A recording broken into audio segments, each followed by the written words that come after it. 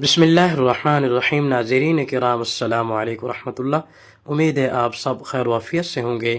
ہمارے اسلاف میں جتنے بھی بزرگ اولیاء اللہ گزرے ہیں، انہوں نے اللہ کو پانے کے لیے دنیا سے کٹے ہیں، دنیا سے رشتہ تعلق ختم کیا ہے اور اللہ کو پایا ہے۔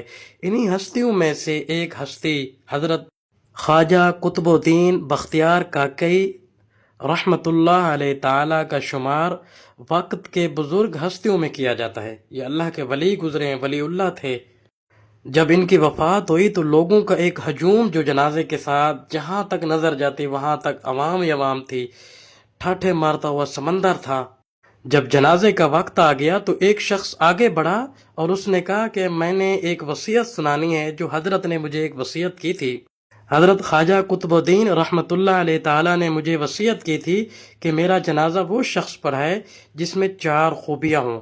پہلی خوبی یہ کہ اس کی تکبیر اولیٰ کبھی قضا نہ ہوئی ہو، دوسری یہ کہ اس کی کبھی تہجد نہ چھوٹی ہو، اور تیسری یہ کہ اس نے کبھی غیر محرم پر کوئی بری نظر نہ ڈالی ہو، اور چوتھی یہ کہ اس نے عصر کی جو 4 سنتیں ہیں غیر مؤکدہ ہیں کبھی قضا نہ کی ہوں۔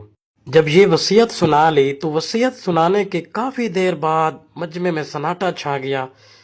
کافی ٹائم گزرنے کے بعد ایک شخص روتا ہوا آگے آیا اور اس نے جنازے سے حضرت سے چادر چہرے سے اٹھائی اور کہا، حضرت آپ خود تو وفات پا گئے ہیں، دنیا سے پردہ فرما گئے ہیں اور مجھے رسوا کر گئے ہیں۔